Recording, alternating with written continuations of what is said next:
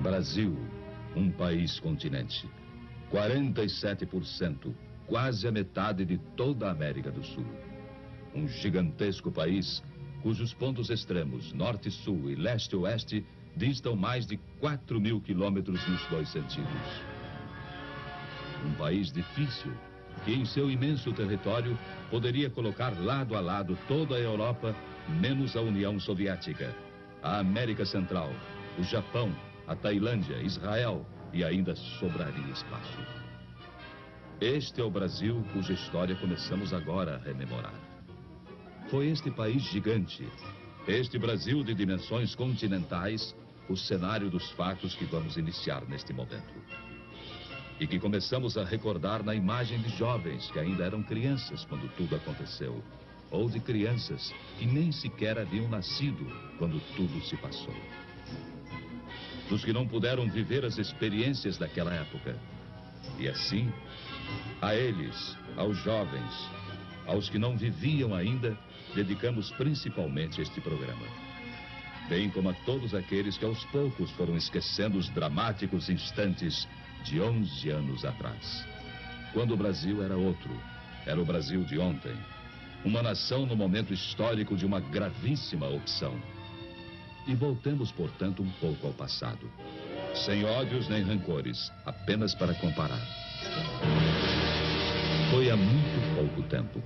Apenas 11 anos. E o Brasil sofria uma de suas piores crises.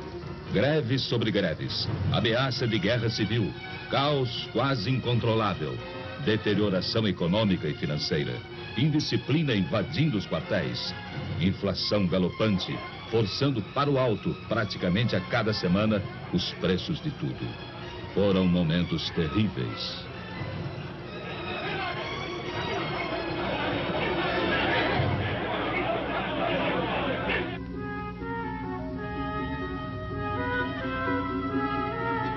Naquela época, você podia ler a manchete de que era pedida a falência do Banco do Brasil. Eis uma daquelas manchetes. Hoje parece humor negro, diante desse gigante que é o Banco do Brasil, já se afirmando no mundo inteiro. Mas aconteceu. Os jovens de hoje, é certo, não se lembram disso. Eram crianças naquele tempo. Tempo de incertezas. O mundo num de seus melhores períodos de prosperidade. E o Brasil, uma triste presença entre as exceções. Apontado como devedor difícil, de chapéu na mão, mendigando apoio. Pedindo o reparcelamento de compromissos financeiros vencidos. Em situação de quase insolvência. E visto por sua importância no continente como um barril de pólvora, cuja explosão levaria também o caos às nações vizinhas. O Brasil é um país enfermo, dizia-se lá fora. Será uma nova Indochina. O gigante está de joelhos. Essa é a opinião corrente. Fazendo ainda mais triste a nossa imagem pelo mundo afora. Pois o que se dizia no exterior apenas retratava nossa real situação, sem saber como seria o dia de amanhã. Ao sabor de sucessivas crises, mergulhados num cotidiano de boataria e de incertezas. Foram tempos difíceis. Você se lembra? Você, chefe de família. Você que não era criança há 11 anos atrás. Vocês que viveram aquele tempo. Vocês se lembram? Ultimatos ao Congresso. Agitações de rua, insegurança, ameaças aos jornais, agravamento da crise econômica e financeira. Já então, total descontrole inflacionário. E tamanha desorganização, tamanho caos, em tudo deixava sua marca. A produção se desarticulava. Faltavam os gêneros de primeira necessidade. Pedíamos de joelhos aos credores que esperassem por nós. Havia greves ao menor pretexto, filas para tudo. E, em última análise, quem sofria era o povo, que era levado às ruas para pedir, talvez nem ele mesmo soubesse o quê. Perplexo, sem ter para quem apelar. À espera de uma solução, fosse qual fosse, e por pior que fosse, melhor seria do que solução nenhuma. pois aos poucos o país ia resvalando para o impasse final. Você se lembra? Facções extremistas ameaçavam entrar em choque e não faziam segredo da posse de arsenais e depósitos clandestinos de munição.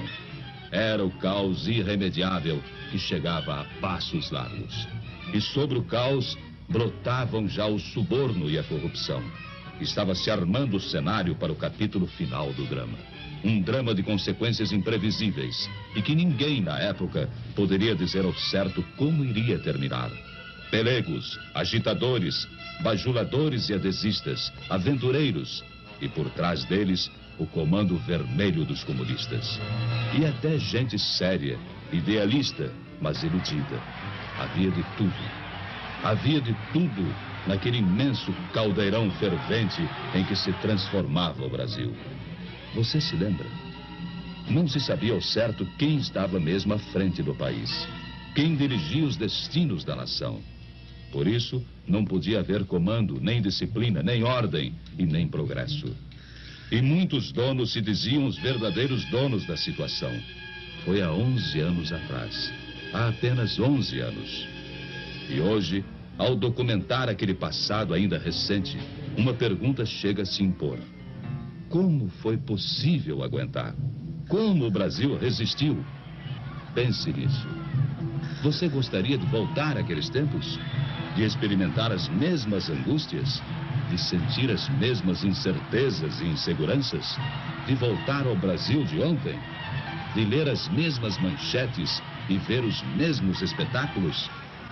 A resposta fica com a consciência de cada um. Com a responsabilidade que todos têm diante de si mesmos e diante de todos os demais brasileiros. Março 1964. O drama brasileiro chegava ao auge. A indisciplina e a desordem acabaram por entrar nos quartéis. Desmoronava o princípio da hierarquia. E então via-se o país ameaçado de perder seu último ponto de apoio efetivo na manutenção da ordem pública. Dali em diante, nada mais que o caos absoluto, a desordem total, a violência sem freios nem medidas. E a todos se evidenciou que o Brasil caminhava para o pior. Caminhava para a guerra civil de consequências imprevisíveis. Foi há apenas 11 anos atrás. O peso do medo e da angústia já era insuportável. Falava-se em matar, em fuzilar, em destruir. A união de pelegos e comunistas afiava suas armas. E tudo indicava que nos próximos dias, ou nas próximas horas, brasileiros se lançariam contra brasileiros. No norte, no nordeste, no sul, nas cidades, no campo, em toda parte. Você se lembra? Era o Brasil de ontem. O Brasil de 11 anos atrás.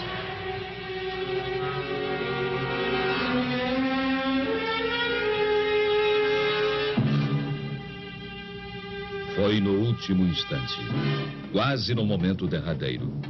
E quando o país estava à beira da guerra civil, quase em pleno caos, alguma coisa aconteceu. Era impossível continuar suportando tantos desmandos, tanta incompetência, tamanha anarquia. E o clamor de vozes conscientes encontrou eco em soluções inadiáveis. E as Forças Armadas, elas próprias, mais do que ameaçadas, foram chamadas, praticamente intimadas, a cumprir a missão que o momento lhes impunha. Restabelecendo a ordem e livrando o país dos trapos vermelhos que ameaçavam sufocá-lo.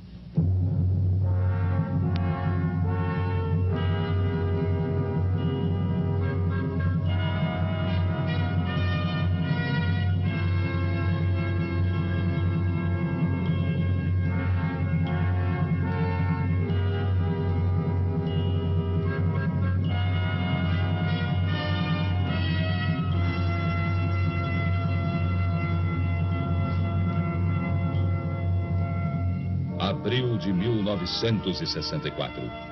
Tomava posse então o presidente Humberto de Alencar Castelo Branco. À sua frente uma tarefa enorme: normalizar a vida do país, recuperar-lhe as finanças e transpor o hiato havido nos anos anteriores. Um hiato de marasmo e paralisia, tudo isso sufocando o desenvolvimento brasileiro. Foram tempos difíceis. Castelo Branco assumira o posto diante de um quadro inflacionário inédito na história do Brasil. Até o final de 64, caso enérgicas medidas não tivessem sido tomadas, a inflação caminharia para mais de 100%. Seu período foi tipicamente de reconstrução. Restabeleceu a autoridade mesmo à custa de incompreensões de tantos companheiros dos idos de março. Tomou medidas no sentido da restauração do crédito externo do país. Lançou as bases do sistema de planejamentos globais em âmbito nacional e iniciou a retomada do progresso em seu governo. Criou-se o BNH, o Banco Nacional da Habitação. Era a ótica do desenvolvimento também no campo social sendo instaurada então. Defeituosa ainda, mas semente de um grande ideal popular. Nos últimos 10 anos, o BNH financiou cerca de 1 milhão de residências.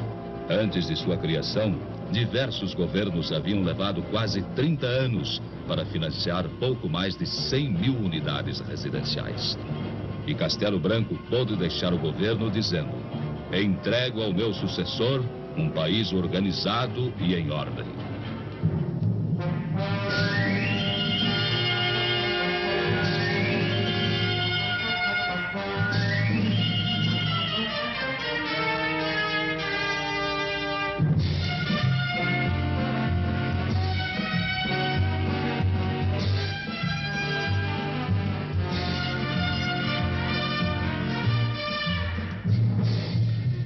O governo Costa e Silva impulsionou ainda mais o desenvolvimento. Foi assim iniciador da escalada de progresso dos anos mais recentes. Naquele período, o país avançou no sentido de consolidar sua posição internacional. Abriu e conquistou novos mercados. E no aspecto interno, os índices do desempenho econômico começaram a demonstrar a recuperação atingida. Simultaneamente, o processo inflacionário mais e mais se esvaziava. Diante desse panorama, tentou-se uma liberalização gradual do regime. Mas ainda não era tempo para isso. E estes jovens, quantos deles foram testemunhas de que o inimigo estava atento e voltava à carga, às vezes servindo-se deles mesmos? Badernas e arruaças voltaram às ruas, e com elas a insegurança e a intranquilidade. Felizmente, 1968 foi travado em tempo. Havia a firme determinação de não se cogitar sequer do risco de uma volta ao passado. Não se permitiria que aqueles anos de recuperação e sacrifício, e de grande sacrifício do próprio povo, fossem desperdiçados. Ficou o saldo negativo. A interrupção de um diálogo que poderia ter frutificado. Um diálogo nem sempre atendido pelos que ainda não se haviam convencido de que o Brasil de 68 não era mais o Brasil de ontem. E em 69, Emílio Garrastazu Médici, presidente. Nova etapa de grandes realizações. E como nunca, o Brasil experimentou o ritmo acelerado do desenvolvimento. Partimos para grandes desafios. Entre eles a conquista da Amazônia, até então praticamente intocada, embora muito falada na voz dos demagogos. Foi lançado o Plano de Integração Nacional. E a Transamazônica tornou-se um marco da histórica decisão de conquistar a Amazônia definitivamente para o território brasileiro. De afirmar ali a nossa soberania e aproveitar as suas potencialidades econômicas e transformá-las também em potencialidades sociais. Transamazônica, as 200 milhas de mar territorial, o Proterra, o PIS e o PASEP na área social, criando instrumentos financeiros de complementação do patrimônio de trabalhadores e funcionários. No governo Médici, lançou-se o primeiro Plano Nacional de Desenvolvimento. Suas metas foram quase todas superadas. E aquele primeiro plano encontra agora sequência no segundo Plano Nacional de Desenvolvimento. Isto demonstra a continuidade de objetivos de desenvolvimento entre os governos da Revolução. Continuidade, sim, mas continuismo, nunca. Continuidade de propósitos, mas jamais continuismo de pessoas ou lideranças carismáticas. Cada presidente da Revolução, em períodos certos, passando a outras mãos o bastão de comando. e veio a posse de Ernesto Geisel, o quarto presidente brasileiro desde os idos de 64. Ao lançar o segundo Plano Nacional de Desenvolvimento, seu governo deixou clara a preocupação social dos objetivos visados.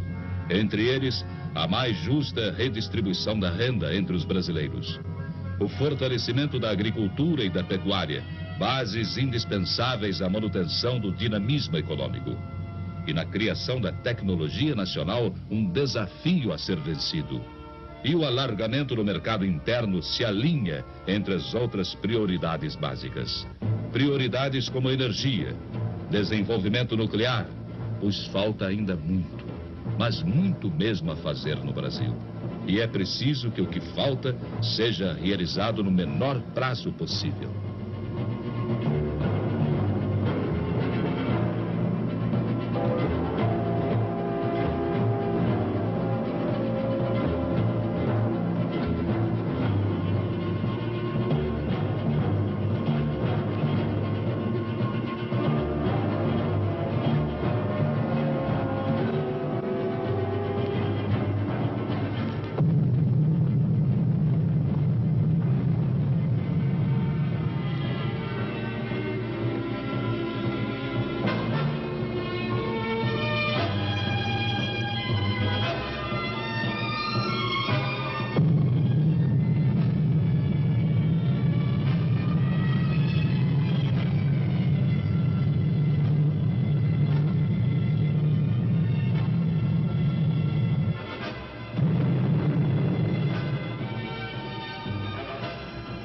As explosões do minério de ferro, o sinal de partida de novos tempos. Do Brasil de hoje e do Brasil de amanhã. Tempos que deverão se afirmar cada vez mais, no sentido de que cada vez mais o Brasil seja mais justo com todos os seus filhos, mais igual, mais distributivo.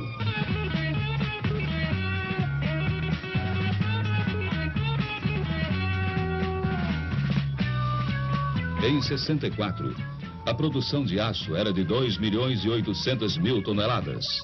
Hoje, 8 milhões de toneladas anuais.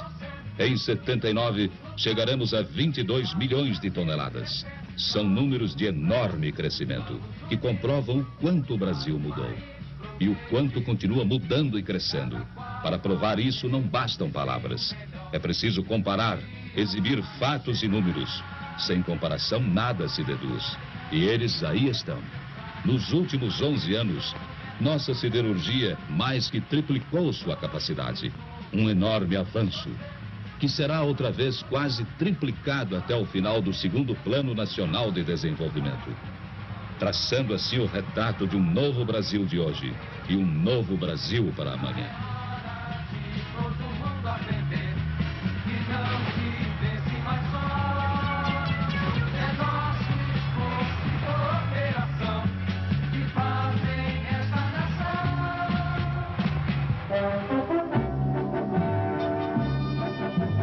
Há apenas 11 anos, nossa potência instalada era de 6.800.000 quilowatts.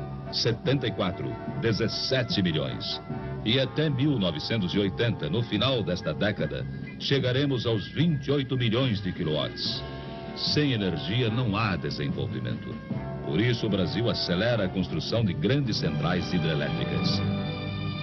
E aí está, na imagem que se segue, Urubupungá, o maior empreendimento do gênero no país e um dos 6 maiores em todo o mundo. Na fronteira de São Paulo com Mato Grosso, o complexo hidrelétrico de Urubupungá é formado por 2 grandes usinas. Uma delas, Jupiá, a outra, Ilha Solteira. Ambas represam as águas do Rio Paraná. E sua potência instalada final irá a quase 5 milhões de quilowatts. Ainda no mesmo rio, o Brasil e o Paraguai iniciarão em breve as obras da maior hidrelétrica de todo o mundo, a usina de Itaipu, no gigantismo de uma capacidade instalada entre 10 e 12 milhões de quilowatts. São números do Brasil de hoje e do Brasil de amanhã. Um país que busca também, no átomo, fontes de energia para uma crescente demanda futura. Em Angra dos Reis, estado do Rio de Janeiro, estamos construindo nossa primeira usina nuclear. Mais 2 serão lá instaladas. E outras a seguir virão se incorporar ao parque energético do país. Pois não demorará muito e o consumo de energia terá esgotado a capacidade de suprimento hidrelétrico. Assim, a médio e longo prazos, a alternativa é o átomo. E até o ano 2000, grande parte da energia consumida no Brasil será de origem nuclear.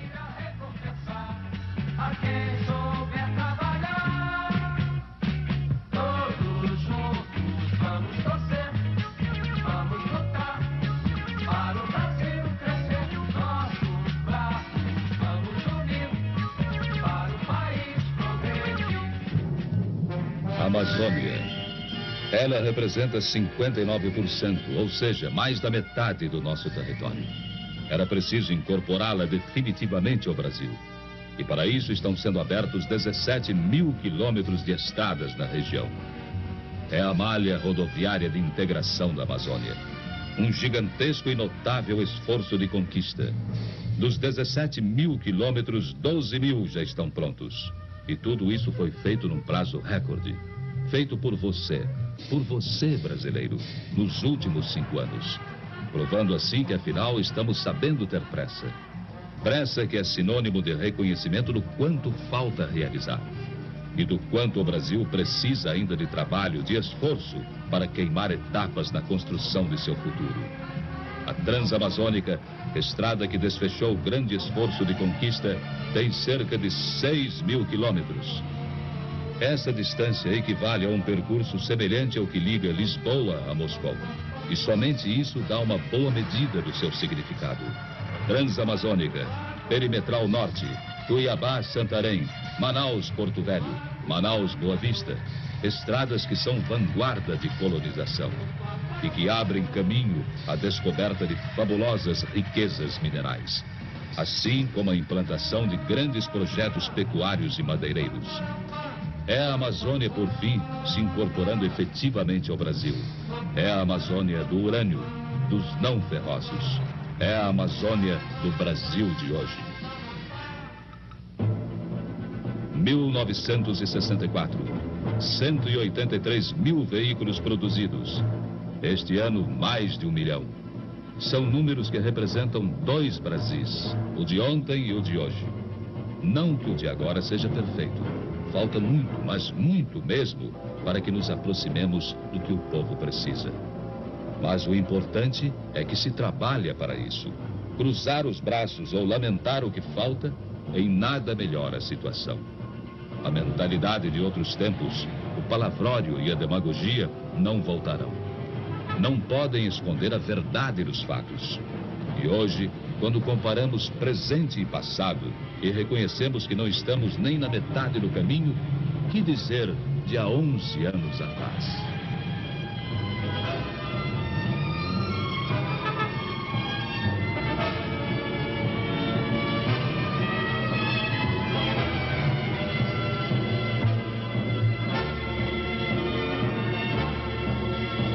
...17 mil quilômetros de estradas pavimentadas em 64. Hoje, 5 vezes mais, 80 mil quilômetros. E até 79, estaremos ultrapassando 100 mil quilômetros. Você se lembra?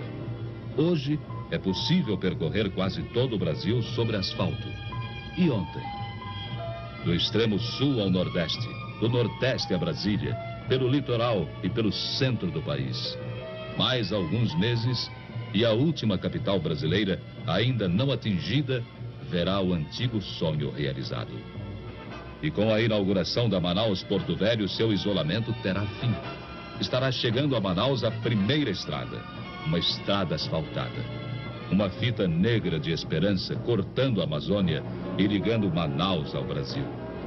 E recuperamos as ferrovias, agora prioridade número 1 na política de transportes.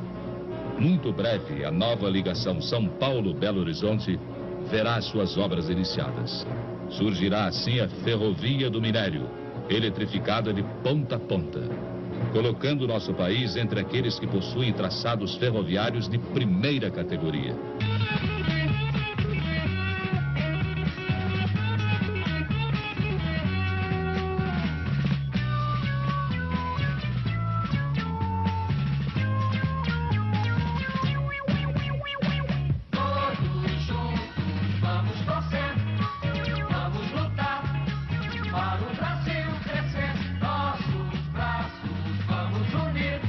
Apenas 1.400.000 toneladas em navios mercantes em 64.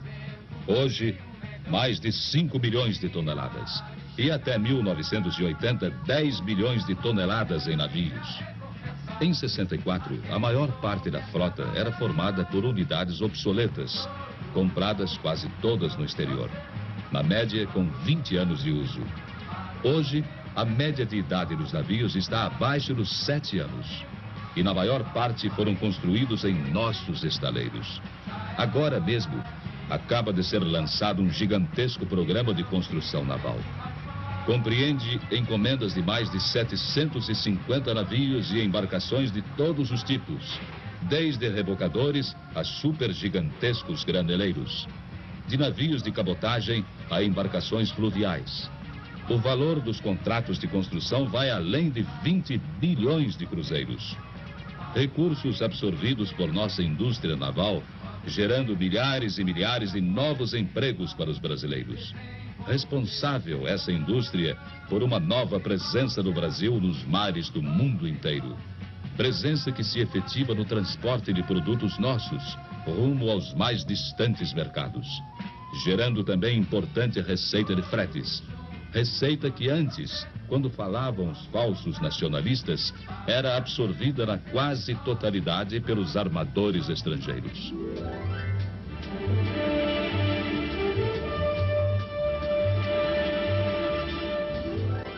(1964) Exportações, 1 bilhão e 400 milhões de dólares.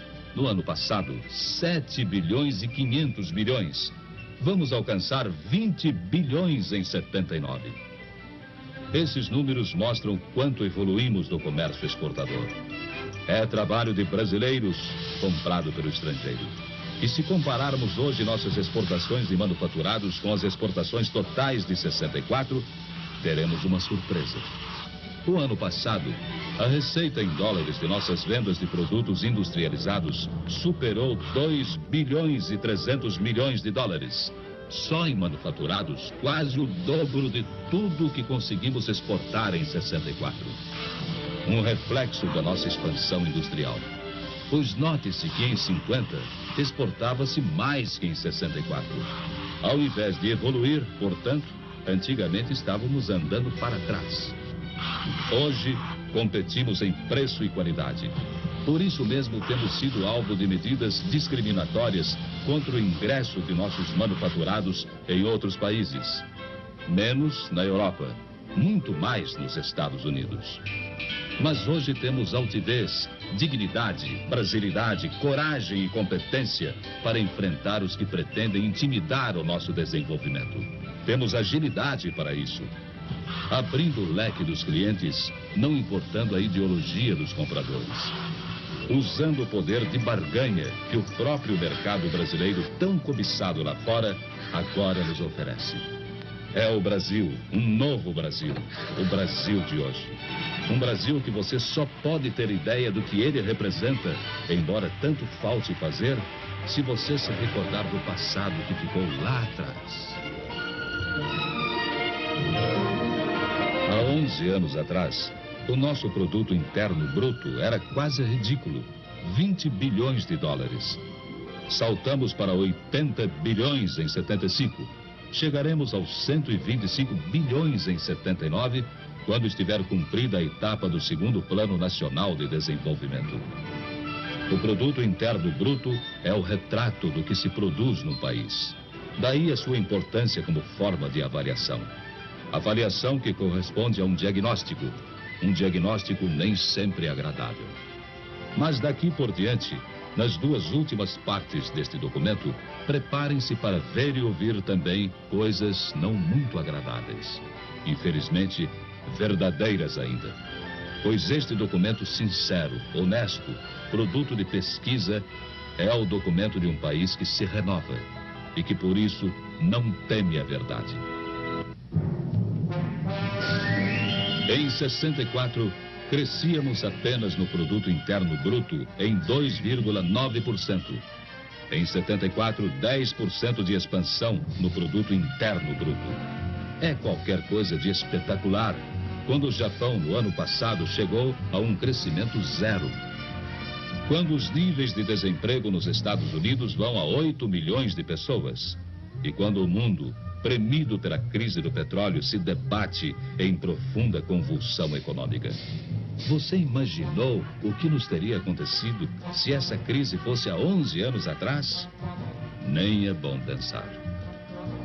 Claro, o fato de estarmos conseguindo hoje suportá-la, com os preços do petróleo em níveis recordes, com a inflação que importamos dos produtos lá fora adquiridos, mostra capacidade de resistência. Mostra que percorremos um longo caminho nos últimos 11 anos. Mas é também advertência, no sentido de que precisamos até mesmo percorrer um caminho bem mais longo, para que nosso povo não seja tão pobre como ainda é. E para que nos tornemos cada vez menos vulneráveis às crises do mundo de hoje. Crises que não respeitam fronteiras, que não se detêm ante ideologias e que não permitem a vã ilusão de que escaparemos sem danos aos seus efeitos.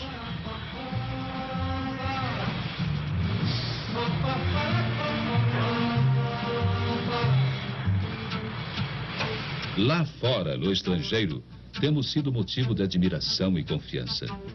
Manchetes destacam o nosso avanço econômico. Há 11 anos passados, havia também manchetes. Mas, você se lembra? Elas falavam não de um Brasil que realiza, mas de um Brasil enfermo, doente. Falavam do gigante de joelhos. Hoje, boas e más notícias nos chegam instantaneamente de todo o mundo.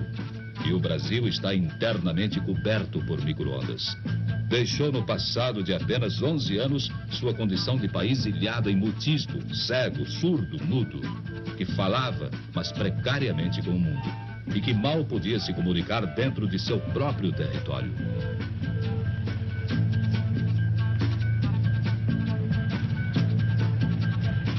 O segundo Plano Nacional de Desenvolvimento estabelece a meta de 8% anuais de expansão para o setor agrícola e pecuário.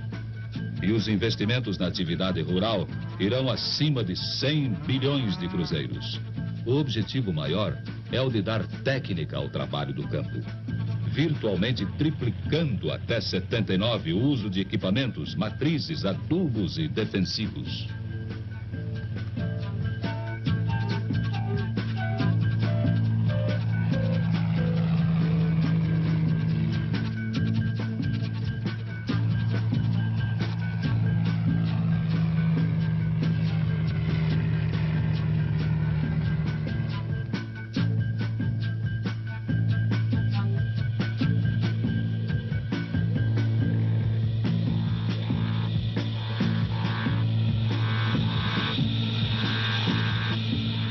O segundo Plano Nacional de Desenvolvimento para o período 75-79 vai mobilizar investimentos num volume inédito.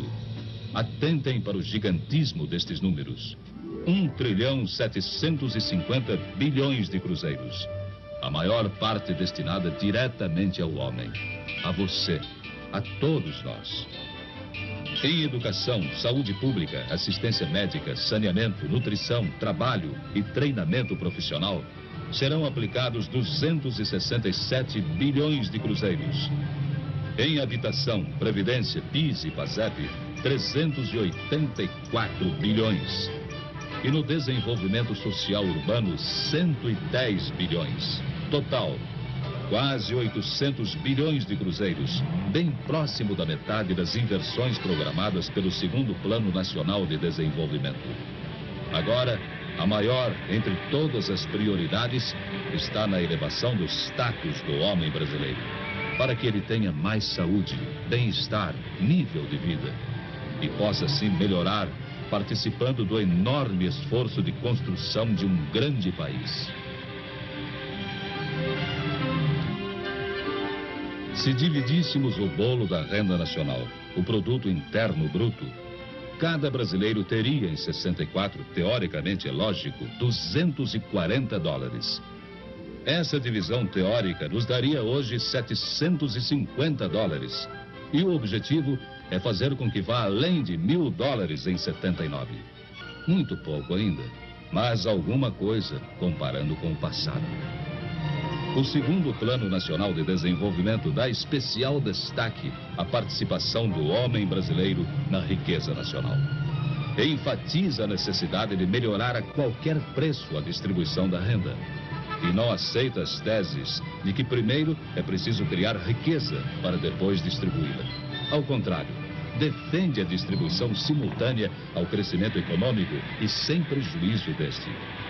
E há à frente de tudo isso a determinação incisiva de tentar por todos os meios acabar com as distorções que vêm se acumulando na questão da renda.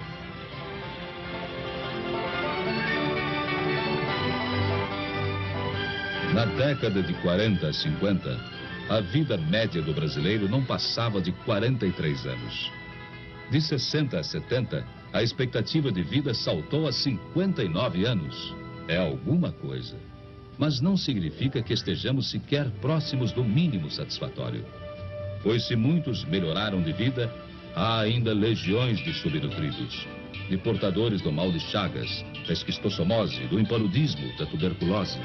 São vítimas do subdesenvolvimento, do subemprego, da condição de gente que não chega a participar da vida econômica do país. Para essa legião de brasileiros, infelizmente maioria, reconheçamos, desenvolve-se agora todo um trabalho, no menor prazo de tempo possível, num compromisso de justiça, compromisso de melhor distribuição da renda, de abertura de oportunidades de emprego, de educação, saúde, para os que nascem, para os que vivem, para os que não morrem ao nascer. São metas do segundo Plano Nacional de Desenvolvimento, pretendendo diminuir essa massa terrível daqueles que ainda não encontraram um lugar ao sol.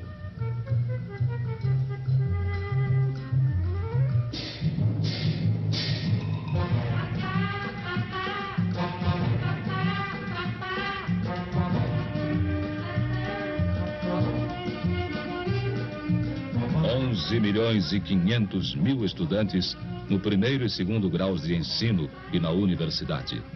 São números de 64. 21 milhões agora.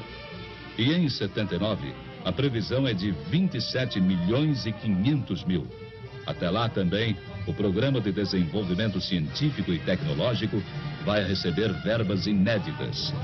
E assim, estaremos criando know-how nosso em inúmeras áreas indispensáveis ao desenvolvimento. O investimento em educação e tecnologia tem um retorno veloz e inestimável na aceleração do desenvolvimento. Cria-se com isso um poderoso fator de realimentação do progresso, o que vale dizer e definir como sendo um círculo virtuoso, virtuoso mesmo. Mais educação, mais tecnologia, igual a mais progresso, maior atividade econômica, mais empregos e maior bem-estar.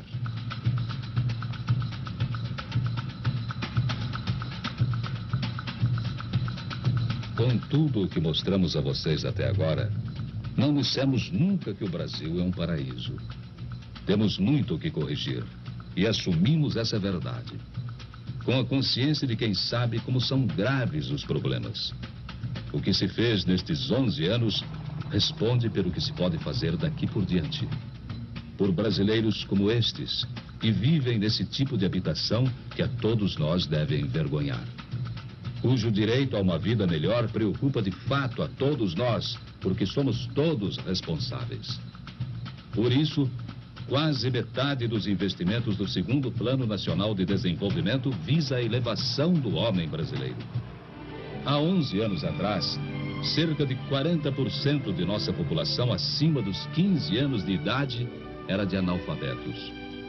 Hoje, esse percentual caiu à metade, ficando em torno de 20%. E até 1980, a meta é erradicar o analfabetismo. Outra meta do segundo Plano Nacional de Desenvolvimento pretende levar treinamento especializado a cerca de 400 mil trabalhadores anualmente. E treinamento especializado equivale à melhor posição profissional.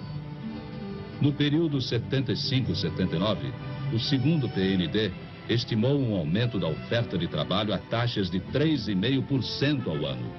Até lá, 6.600.000 novos empregos serão criados em todos os setores. Mas precisamos acelerar ainda mais o passo, para que um número cada vez menor de brasileiros como esses sofra as agruras da miséria, dos desníveis regionais, das endemias, da subnutrição. Pense nisso, como todos estamos pensando, para que a gente nossa não viva mais assim. Basta prosseguir, acreditar, para que esta obra de gerações se torne o mais rápido possível realidade pela renovação.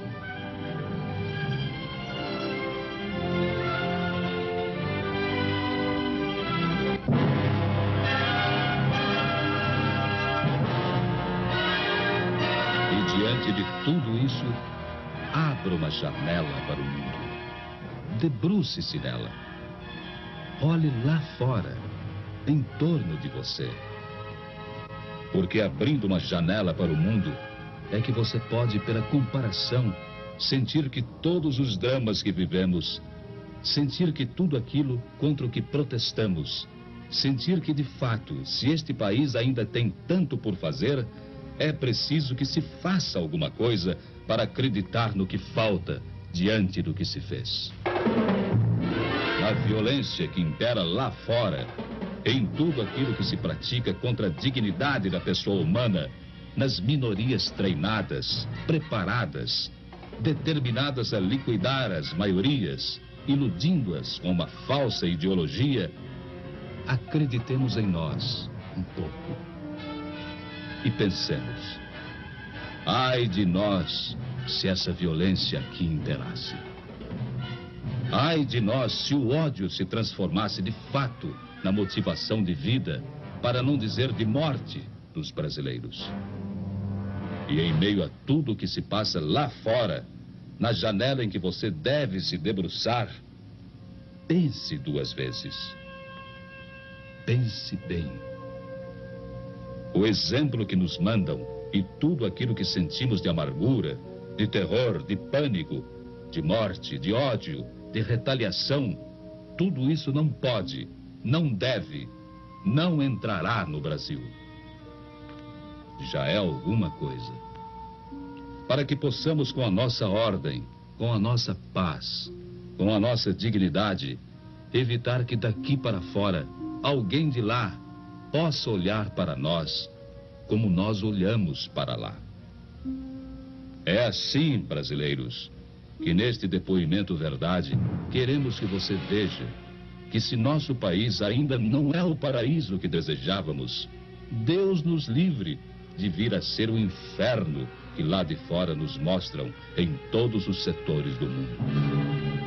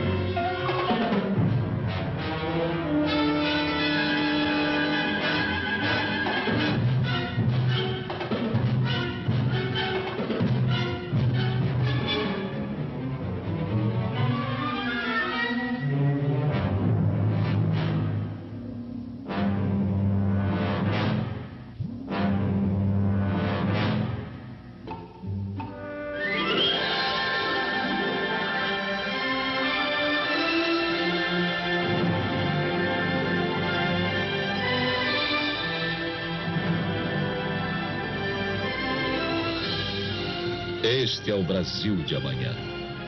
Este é um Brasil diferente daquilo que vem lá de fora. Este é um Brasil que precisa de nós. Na massa humana que compõe esta população de mistura de raças, onde ninguém mata ninguém por ser preto ou branco, onde ninguém mata ninguém por ser protestante, espírita ou católico, onde todos se juntam, onde todos vivem com problemas incríveis e terríveis ainda, mas juntam-se porque têm esperança. E sabem que o ódio não leva a nada, que a violência gera violência, e que, graças a Deus, há por que confiar neste país. E se tudo aquilo que aqui mostramos, num depoimento verdade, valeu por alguma coisa, nestas palavras finais, a nossa certeza de que todos nós, discordando nos limites da discordância digna e respeitosa, possamos, pelo debate livre e consciente, encontrar nossas próprias soluções dentro de casa, porque certamente se assim agirmos, e se como brasileiros que somos, trocarmos ideias e só ideias, será possível alcançar a meta final de levar todo esse desenvolvimento dos últimos 10 anos à população inteira. E acreditar mais do que nunca que os brasileiros que fizeram o que se fez neste decênio poderão muito e muito mais fazer se juntos e unidos tiverem forças, confiança e esperança de que o objetivo desejado da felicidade cada vez maior do povo brasileiro se torne muito breve uma grande realidade.